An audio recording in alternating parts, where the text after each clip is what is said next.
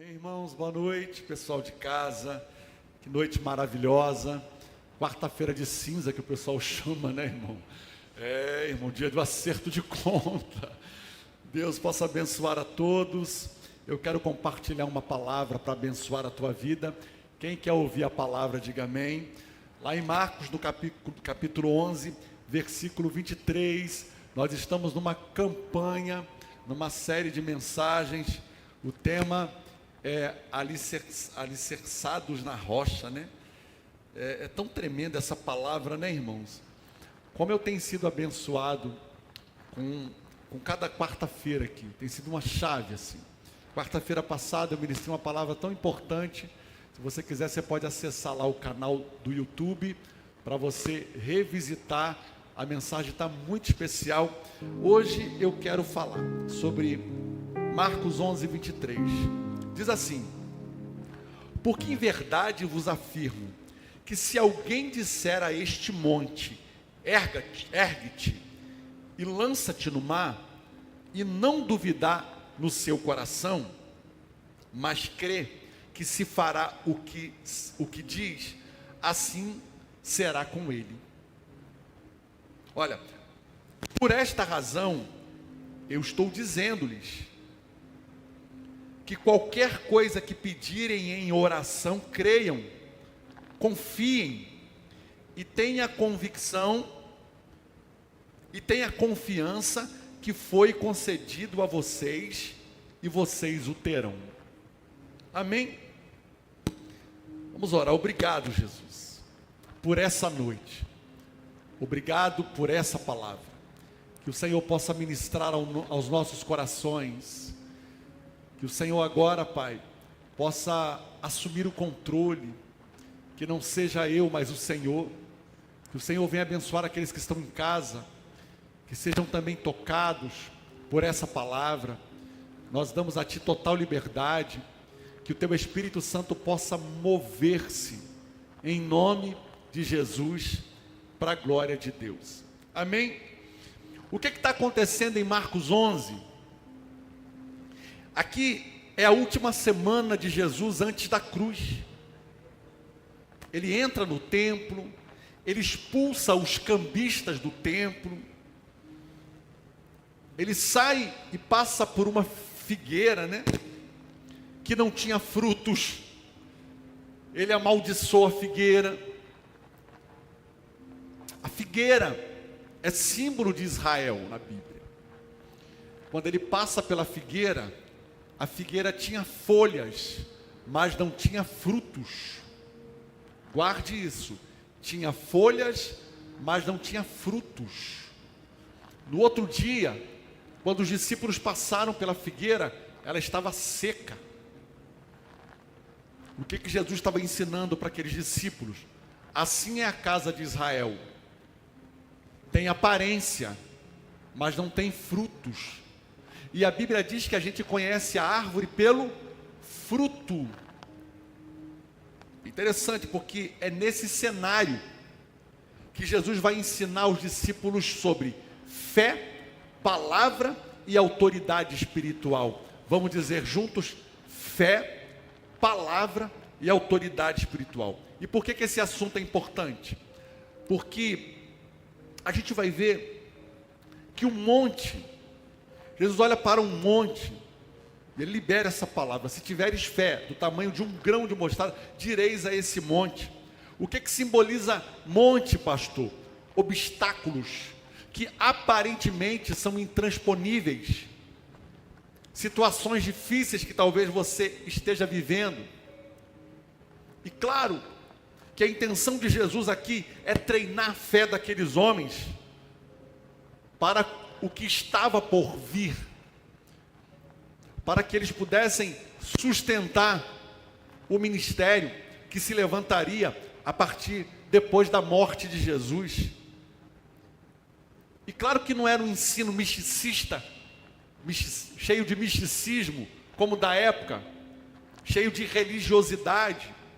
Aqui não tinha esoterismo, mas autoridade espiritual alinhado com uma fé verdadeira que vai produzir resultados extraordinários.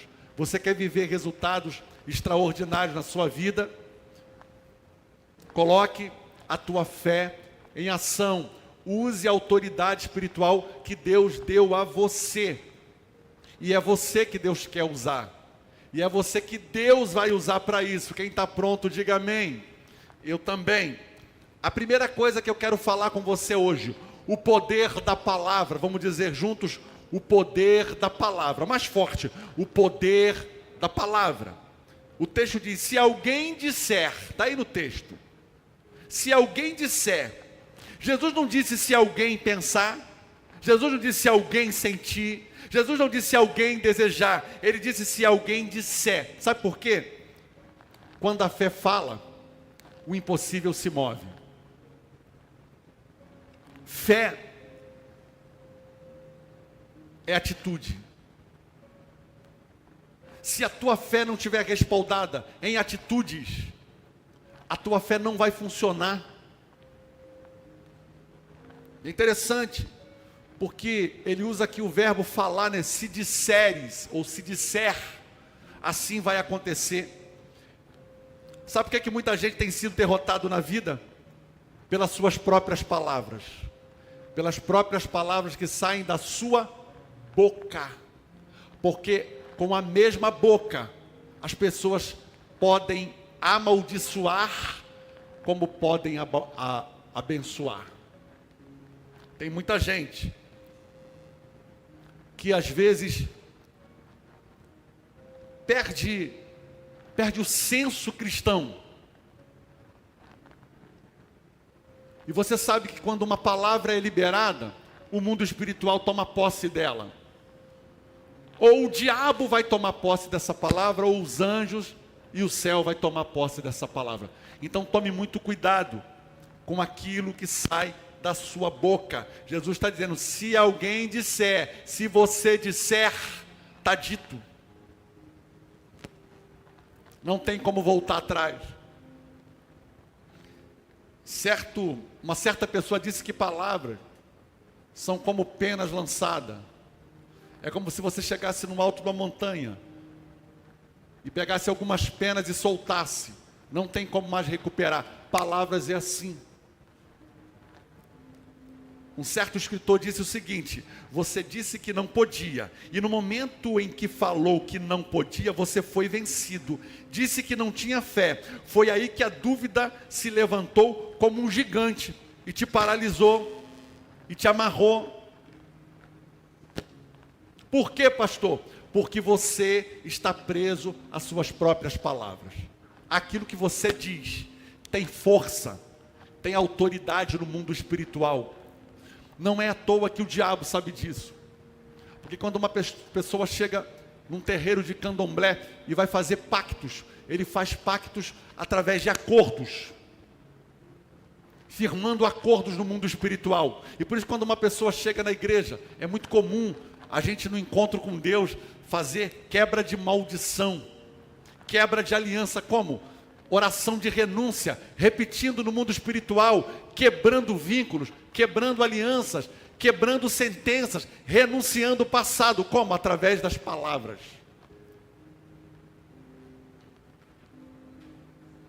Se você fala sobre fracasso, o fracasso vai te manter cativo. E tem muita gente que não percebe isso, que às vezes o inimigo está te tornando refém em situações tão básicas no Evangelho. Você quer deixar o inferno feliz? Tem 3 frases que deixam o inferno muito feliz, irmão. Não dá, não posso, não tenho. Já viu? Ah, não dá para mim. Ah, não, eu não posso. Não, eu não tenho. E talvez eu aumentaria esse rol de palavras, né? A verdadeira fé bíblica, ela se manifesta quando alguém crê no coração e manifesta na boca. Ela crê no coração e manifesta onde? Pela boca. Romanos 10:10.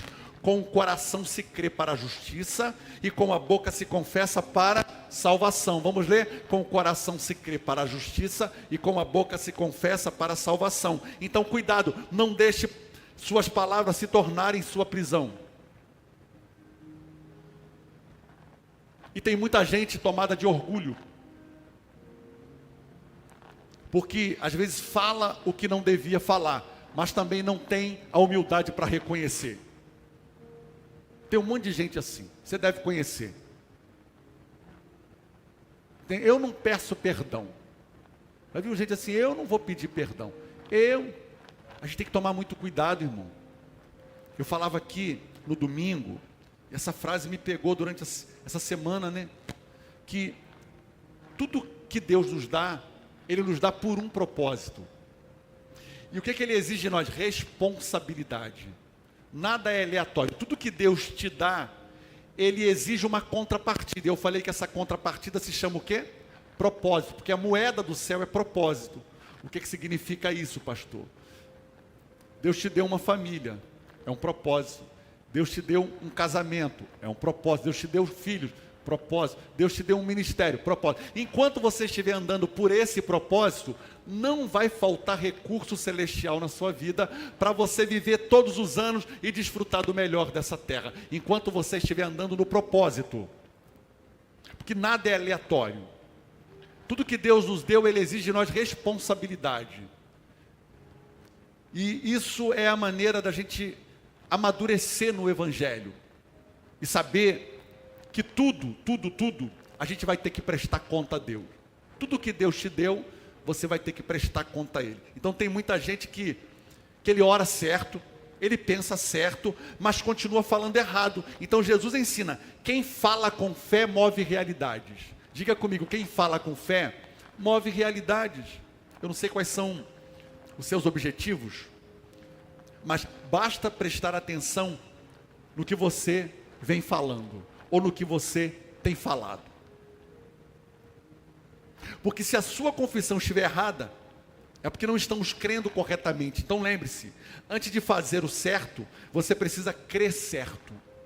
Antes de fazer o certo, eu preciso crer certo. Porque se não estamos crendo corretamente, é porque os nossos pensamentos estão errados. E se os seus pensamentos estão errados, é porque a sua mente ainda não foi renovada pela palavra de Deus. Porque uma mente renovada pela palavra é perceptível. É perceptível. Quando você fala o que Deus fez em seu favor, você está glorificando a Deus. Porém, quando você fala o que o diabo está fazendo, como te perseguindo, você está glorificando o diabo. É um posicionamento espiritual. O tema é alicerçados aonde? Na rocha. E o meu tema de hoje, alicerçados na palavra. Nós não podemos nos distrair. Esse período de carnaval, quantas pessoas estão arrependidas agora?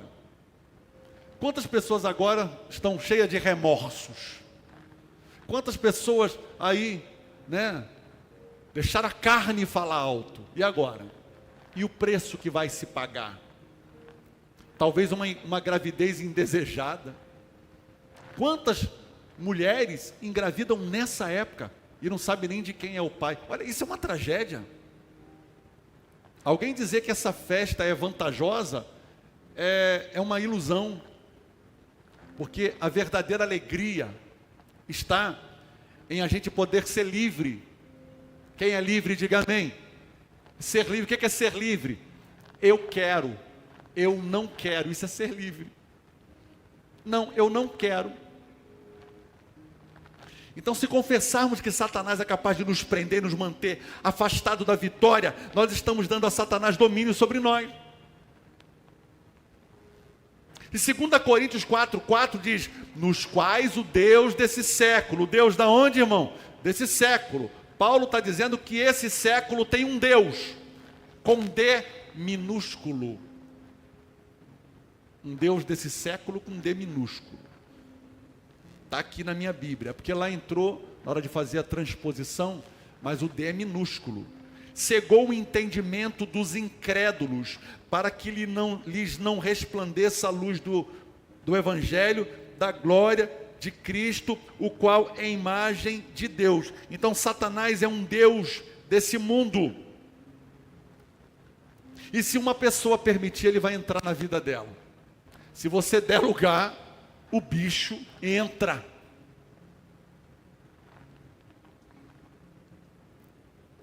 Até porque o diabo não tem pouco poder não, tá, irmão? Ele não tem todo o poder. Porque todo poder pertence a quem? A Jesus. O Jesus falou, todo o poder foi me dado aonde? No céu e na terra. O diabo não tem muito poder, mas ele tem poder. Então não subestime as artimanhas do inimigo. Tem muito crente que nem sabe o que é guerra espiritual. Porque crente que não ora, crente que não lê Bíblia, crente que não jejua e crente que não anda em santidade, o diabo está rindo de você, porque não tem autoridade. O diabo, ele não respeita tempo de igreja, ele respeita testemunho. E a vida não está para brincadeira. Eu não quero perder tempo no deserto, dando volta no deserto. O dia que Deus me arrancou do Egito, eu fiz um voto com Deus. Eu não era casado, eu não tinha filhos, não tinha neto, não era pastor. O dia que Deus me alcançou, eu tinha 16 anos de idade, quando eu ouvi pela primeira vez a voz de Deus. E tudo que Deus foi construindo na minha vida, eu agradeço a Ele, porque eu sei que veio dEle e é para glorificar o nome dEle. Tudo que eu tenho hoje, tenho uma família abençoada, filhos abençoados, eu tenho netos abençoados, uma igreja abençoada, tudo foi fruto de uma entrega. Lá atrás, que eu não tinha nem noção do que Deus ia fazer. Eu quero dizer algo para você. Se você crê nessa palavra hoje, Deus vai começar a descortinar na tua vida um novo tempo para você começar a desfrutar da grandeza desse Deus, da bondade desse Deus. Eu não tinha nem noção, mas Deus sabia o que Ele ia fazer. Porque enquanto eu estou no propósito, Deus está cuidando de tudo. Você sabia que enquanto você está no propósito, nem a morte pode te tocar? Quantos livramentos de morte Deus já te deu? Por quê? Porque ainda tem propósito para viver. Enquanto tem propósito para viver, nem o inimigo tem permissão para te tocar. Porque tem propósito. A segunda coisa é a este monte. Deus está dizendo, diga a este monte. Aqui ele está identificando os obstáculos, que era um monte. Aqui não é uma linguagem simbólica apenas. Por quê? Porque para o judeu, o monte era símbolo de algo fixo, antigo, impossível de se remover. Monte aponta para tradição, religiosidade. Eu gosto de tradição, mas eu digo que a tradição às vezes rouba a novidade. A gente está muito litúrgico às vezes.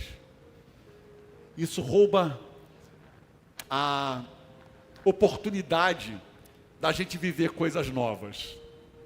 E se tem uma pessoa, irmão, que gosta de novidade, é minha mulher. É a sua pastora. Ela parece que é inquieta, irmão.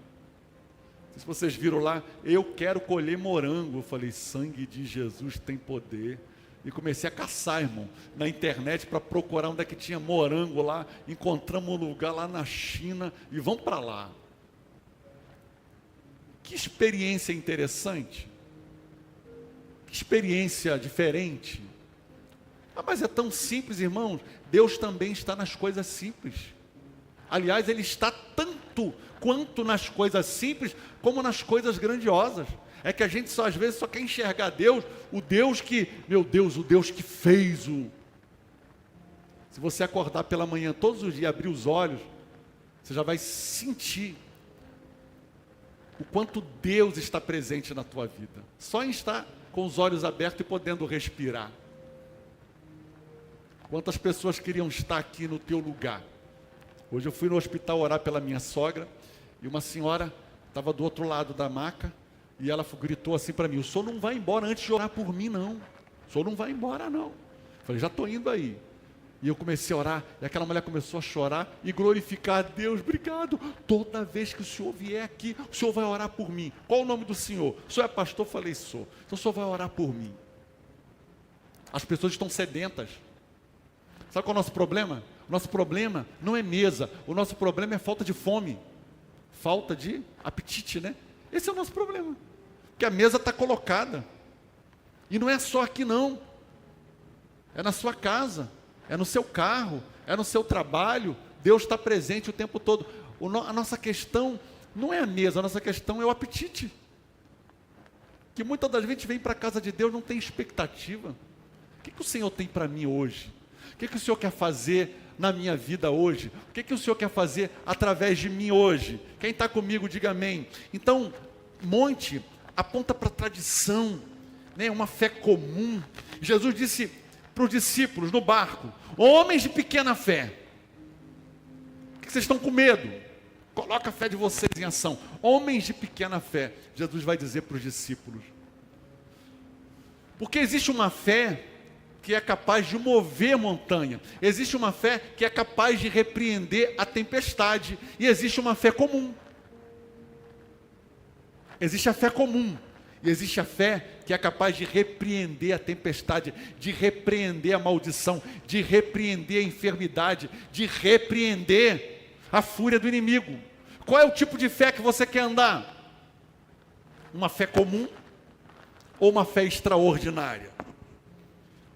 Porque hoje os montes podem representar dúvidas, diagnósticos, crises familiares, pecados recorrentes, medos antigos, limitações mentais. Então o problema não é ter um monte, o problema é aceitar que ele nunca vai sair dali, é acreditar mais na voz do inimigo do que na voz de Deus, é deixar-se ser convencido pela voz contrária.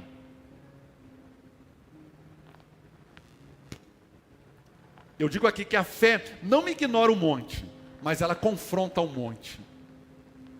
A fé não ignora o problema, mas ela confronta o problema. E tem muita gente olhando para a montanha, calculando o tamanho da montanha, medindo o peso da montanha. Deus não mandou fazer isso. Deus mandou você falar a montanha, fale a montanha, use a autoridade que eu lhe dei. Fé, palavra e autoridade espiritual, use. Não é ficar olhando para a montanha, nossa, ela é tão não é isso. Está aqui, ó. A fé não ignora o monte, o problema, mas ela confronta o problema. Se eu disser para você: pastor, o senhor tem algum problema? Muitos. Quem é que não tem problema? Só que o problema é que não pode ter você. É o que eu falei aqui no domingo, né? Domingo eu falava a respeito de você pode possuir coisas, você não pode ser possuído por elas. Amém? E tem gente que fica possuído pelas coisas, se perde. Deus não pode exaltar um pouquinho mais que... Aí Deus muitas das vezes nem sabe. Eu nem comecei a exaltar ele, já está assim, então peraí, tem que esperar ele amadurecer. José vai esperar mais 2 anos. Não é porque Deus esqueceu dele não, irmão. Quando ele revela o sonho do copeiro e do padeiro, ele podia no outro dia ter sido exaltado.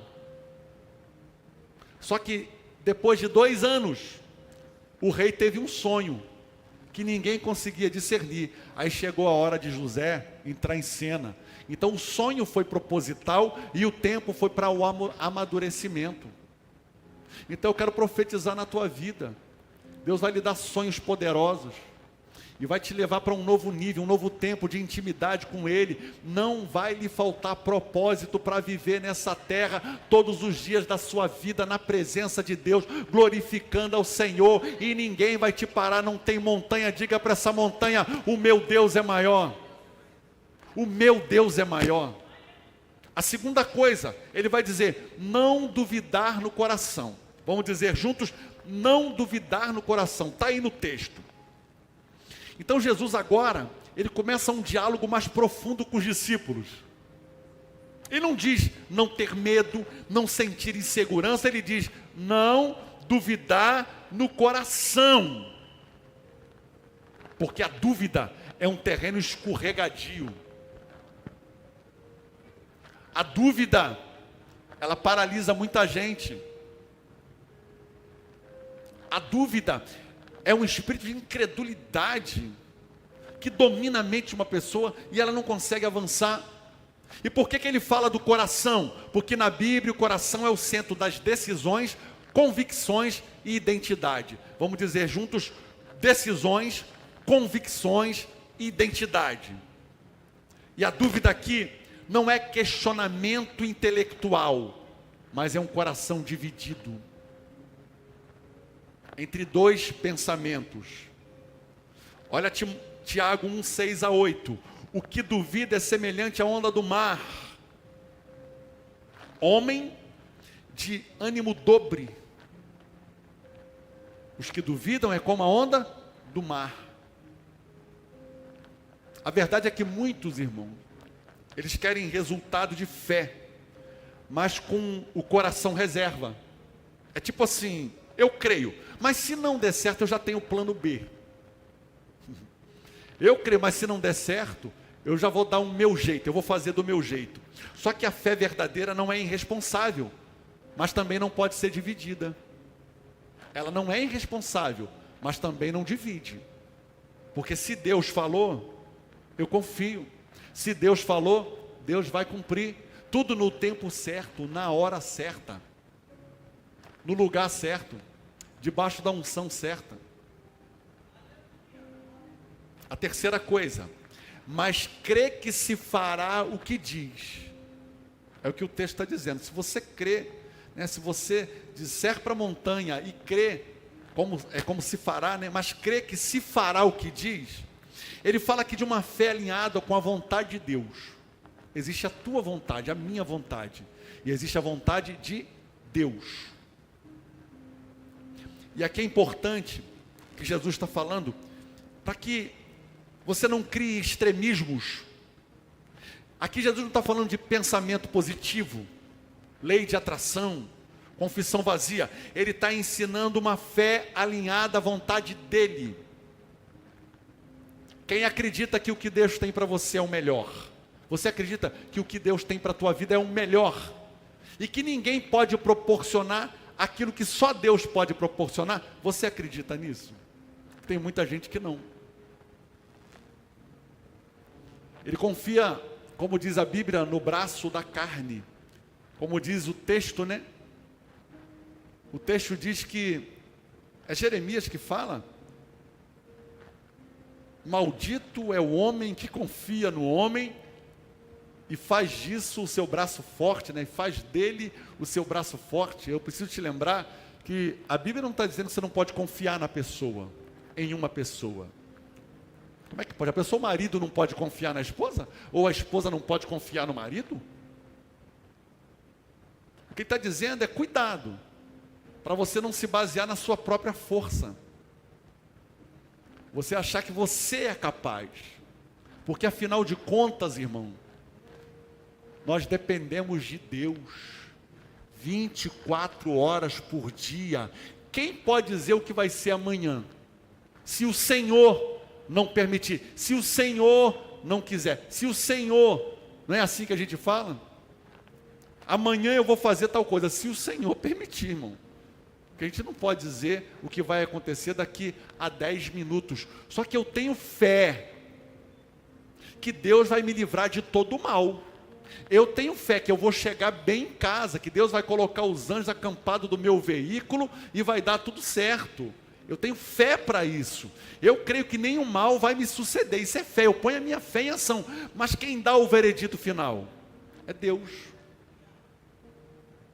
Uma pessoa não está bem e de repente recebe um diagnóstico de um dia para o outro que muda completamente a sua realidade. É assim ou não é? É.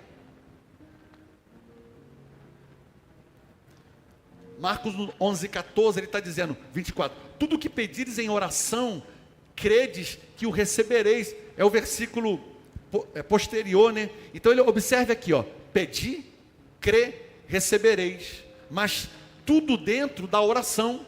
Se pedires, então está aqui, pedir, crê e recebereis. Mas como? Na oração. E oração não é falar qualquer coisa, é falar o que nasce da comunhão com Deus, da comunhão com o Espírito Santo. É isso. Porque a Bíblia diz que nós não sabemos nem orar como convém. Está lá em Coríntios, que o Espírito Santo intercede por nós com gemidos inexprimíveis, porque a gente não sabe nem orar como convém.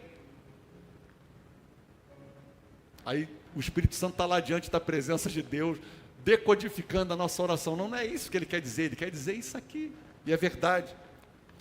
Porque quando a boca só confirma, o céu sustenta, e o impossível se move.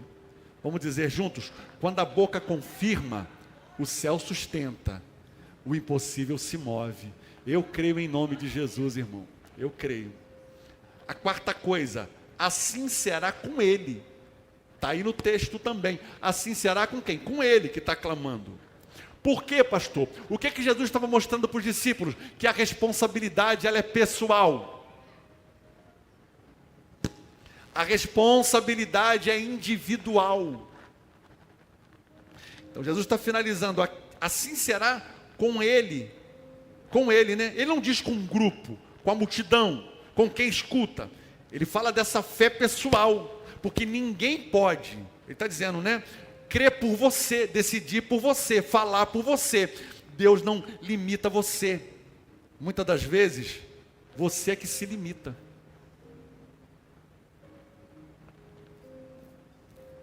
Trazendo para os nossos dias, o que o texto nos ensina? Pare de falar apenas sobre o problema e comece a falar com autoridade sobre ele. Pare de negociar com um monte, comece a confrontá-lo em fé. Pare de declarar derrota antes da luta, comece a alinhar sua boca com a promessa, meu irmão. Deus quer te encher de vitória. Deus quer tornar a tua vida um testemunho para o louvor e a glória dele. Deus não tem prazer na minha derrota, na sua derrota. Qual é o pai que tem prazer na derrota de um filho? Qual é o pai? O pai só tem um, mãe só tem uma. E qual é o pai que não ora dia e noite para que Deus possa abençoar seus filhos e a sua geração? E eu louvo a Deus, porque meus pais oraram muito por mim, como minha mãe ora até hoje. Eles acreditaram em mim. Eles até viram coisas que eu não conseguia ver. Entendeu? Porque o pai, a experiência que ele carrega, né? Meu pai, com a experiência que ele carregava, com a experiência, a carga espiritual que ele carregava, com a bagagem que ele carregava, ele tinha muito para me ensinar, irmão. E quando ele sentava, né? Eu me lembro que ele sentava na sala, pegava a Bíblia para Jeremias, clama a mim e responder-te-ei. Essa é a oração do meu pai. Essa oração de Jeremias, né? Como é que é? Clama a mim e responder-te-ei. Como é que é o versículo? Irmão, esqueceram de Jeremias? Ele fala me ajuda aí. Ele fala clama a mim, responder-te-ei e anunciar-te-ei coisas grandes e firmes que não sabe. Esse era o versículo do meu pai. Uma calma para ensinar a Bíblia, mas uma fé que me desafiava. Foi debaixo dessa linhagem que eu fui gerado. E glória a Deus, porque eu posso dizer, eu tive um pai que muito me ajudou, que muito cooperou. Eu falei aqui quarta-feira que eu era muito arteiro, irmão. Eu apanhei muito, mas eu merecia. Mas eu agradeço a Deus, porque meu pai não desistiu de mim, porque minha mãe não desistiu de mim. orou muito pela minha vida, e hoje, se eu tenho um pouco de testemunho para contar para as pessoas, é porque eles viram o que eu não conseguia ver. Você é uma autoridade espiritual na tua casa. Você é uma autoridade espiritual sobre a tua família. Ah, pastor, mas lá em casa, talvez você está me assistindo aí. Só eu que sou crente, é você mesmo que Deus vai usar, e é você mesmo que Deus escolheu para essa grande obra e para essa missão. Começa a levantar a tua voz, começa a clamar, começa a buscar o Senhor. O Senhor está te convidando para uma parceria aqui na terra. Quer ser o parceiro de Deus? Sabe por quê, irmão? O monte não se move quando você reclama. Ele se move quando você crê e fala. Vamos dizer juntos? O monte não se move quando você reclama. Ele se move quando você crê e fala. E começa a profetizar. Às vezes a gente entra em situações que o inimigo quer ver murmuração na sua boca. E a murmuração é como música no ouvido do diabo. Murmuração é como louvor para ele. Então tome muito cuidado. Porque Jesus é muito específico. Se crer no coração e confessar com a boca, irmão, ninguém vai te parar. Começa a dar ordem para esse problema. Começa a se levantar contra essa situação na tua vida. Começa a se revoltar, né, irmão? Tem hora que se revolta com tanta coisa, porque se revolta com pecado. Tem gente que é nervoso, né? Pega essa raiva, sabe? Pega essa revolta aí, se revolta contra o pecado. Se revolta contra a miséria, contra a pobreza, contra a maldição. Começa a se revoltar contra isso e você vai ver como é que Deus vai começar a agir. Começa a dizer, eu não aceito mais isso. Quer saber de uma coisa? Satanás, a minha briga agora é contigo. O reino do céu é tomado à força. Não é pedindo licença para o diabo, não. O reino do céu é tomado à força. Eu não aceito mais a situação. Pensa comigo. Se era para estar tão longe. Se era para estar tão bem. Você é inteligente. Você é abençoado. Você é honesto. Trabalhador. O que está faltando? Está faltando você começar a colocar a tua fé em ação e começar a guerrear do jeito certo. Escolher os alvos certos.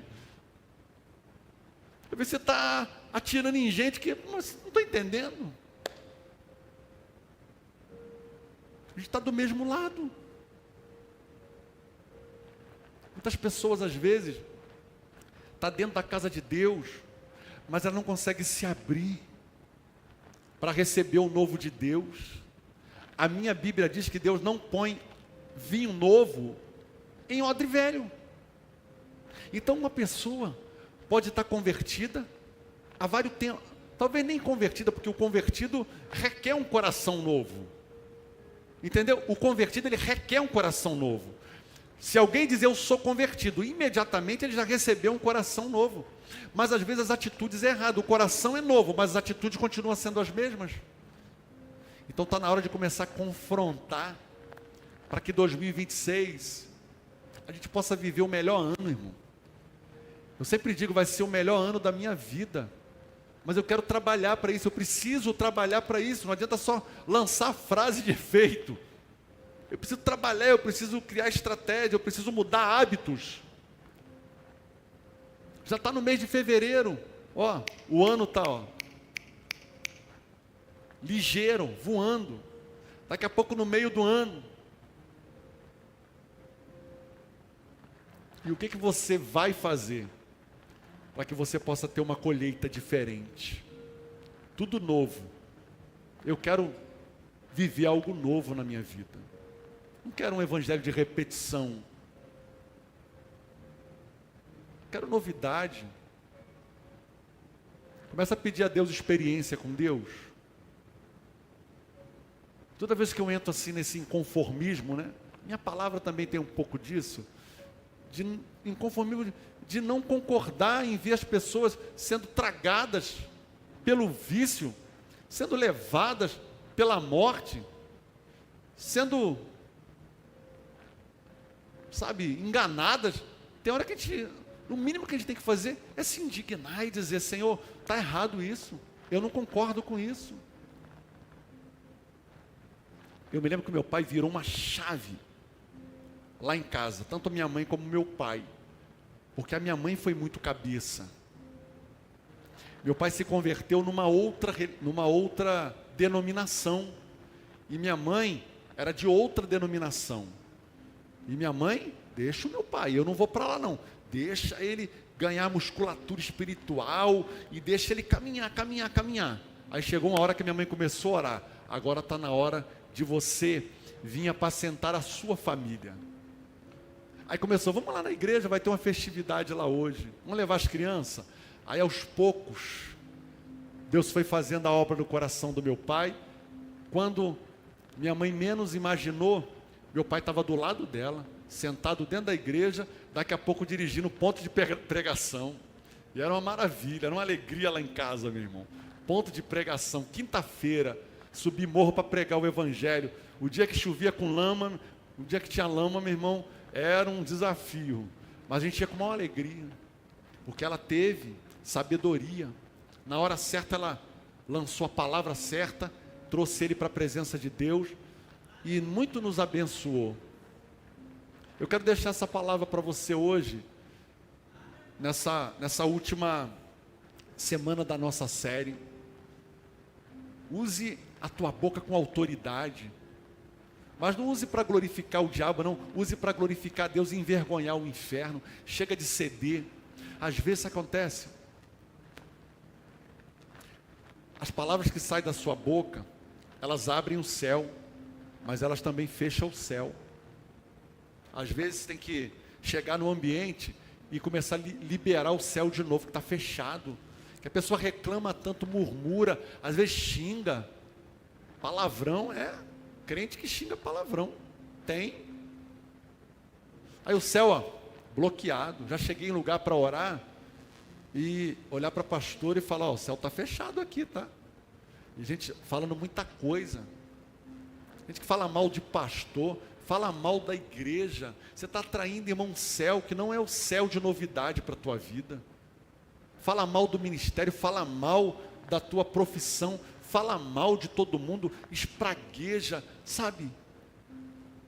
Hoje Deus está fazendo uma limpeza, para a gente sair daqui hoje acreditando que o melhor de Deus eu já tenho, não está por vir não, o melhor de Deus eu já tenho.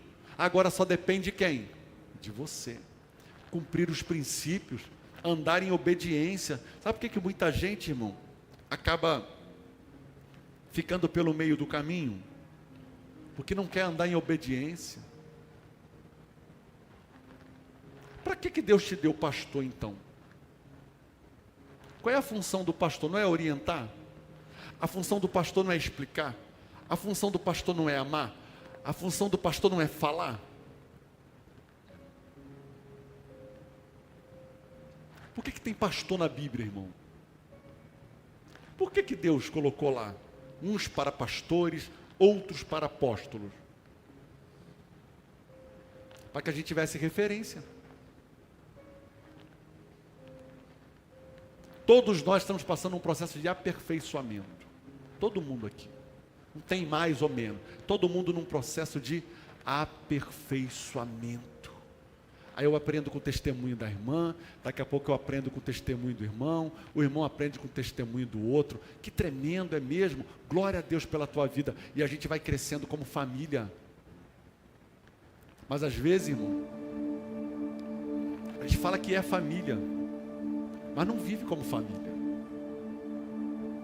Que família é essa? Às vezes o povo lá fora está mais unido do que a gente, irmão, que diz que é crente, que ama Jesus, que vão morar no céu. Porque unidade é unidade. Nós estamos juntos. Nós vamos ter um evento agora, dia 28. Irmão, trabalhando, liga para um, conversa com o outro. Para quê? Para a gente ter um evento abençoado. As pessoas estão procurando. A irmã já me mandou mensagem: qual é o dia que vai ser lá o evento? Eu estou precisando de uma cesta básica. Pelo amor de Deus, eu preciso de uma cesta básica. Quando a gente entra num projeto como esse, o mundo espiritual reage. O mundo espiritual entra em guerra. Por quê, irmão? É obra de Deus. Você entregar uma cesta básica, você fazer um atendimento aqui na igreja, a doutora Laide vai estar ajudando a gente aqui, né? Já está convocada, minha nora, para estar aqui ajudando. Vai parar um dia dela para vir abençoar as pessoas, dando uma orientação na área do direito, né? Ela é advogada, vai estar aqui, vai ter psicólogos aqui, vai ter dentista, todo mundo mobilizado para quê? Para ser um grande dia. E você vai ficar assim? Ah, isso aí é problema do pastor. Não tem nada com isso não. É? Só que a alma que Deus deu para você, Deus não vai cobrar de mim não, Ele vai cobrar de você. A alma que Deus deu para você ganhar, Deus não vai cobrar de mim. É você que tem que evangelizar e é você que tem que ganhar. Amém, irmãos? Posso contar com a tua oração? Quem está orando pelo projeto? Vamos trabalhar firme para que seja um dia maravilhoso e o reino de Deus venha ganhar. Quem é que vai ganhar? O reino de Deus. Porque uma família que entrar ali, se converte e conhece o amor de Deus através de um projeto como esse, irmão, não tem preço. Não tem preço. E é isso que Deus colocou no meu coração para conversar com vocês hoje. Você pode ficar de pé? O monte não se move quando você reclama. Ele se move quando você crê e profetiza. Quando você crê e profetiza. Comece a profetizar. Nós vamos adorar o Senhor. Antes eu quero fazer uma oração. Eu quero orar pela minha sogra, pela vida da irmã que pediu oração. E naquela enfermaria lá, nós vamos pedir a Deus para visitar todo mundo. Se você tem alguém enfermo, você vai colocar o nome dessa pessoa também, Dona Djanete Lira. Vamos orar agora, levante a tua mão direita, a mão da autoridade. Pai, no nome de Jesus, debaixo desse céu, no entendimento da tua palavra, nós levantamos a nossa voz, porque o Senhor não mandou ficar calculando o tamanho do monte, o Senhor mandou profetizar sobre ele, e nós declaramos, Pai, sobre aquela enfermidade na vida da irmã Vânia, na vida da irmã Dejanete, em toda aquela enfermaria. Visita aquele lugar agora, dai ordem aos teus anjos, vai jogando por terra toda a sentença de morte.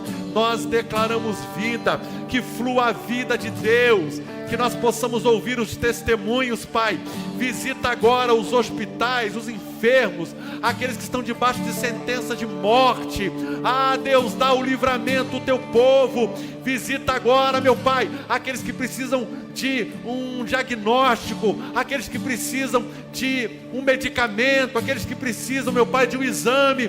Vai liberando os céus agora em favor do teu povo. Nós oramos, Pai, por aqueles que precisam de uma palavra, de uma resposta. A palavra já foi liberada e nós declaramos no nome de Jesus: eu creio e profetizo para a glória de Deus. Vamos adorar o Senhor, vamos, irmãos. Shalom, queridos, que Deus abençoe sua vida. Que bom que você assistiu a mais uma de nossas mensagens. Você também pode curtir, comentar e também se inscrever no nosso canal, ativar as notificações para novas mensagens e compartilhar esse conteúdo. Você também pode nos acompanhar através das nossas mídias sociais e o QR Code que aparece na tela. E claro, você também pode participar dessa obra compartilhando e doando a sua oferta para que possamos pregar o Evangelho. Que Deus te abençoe.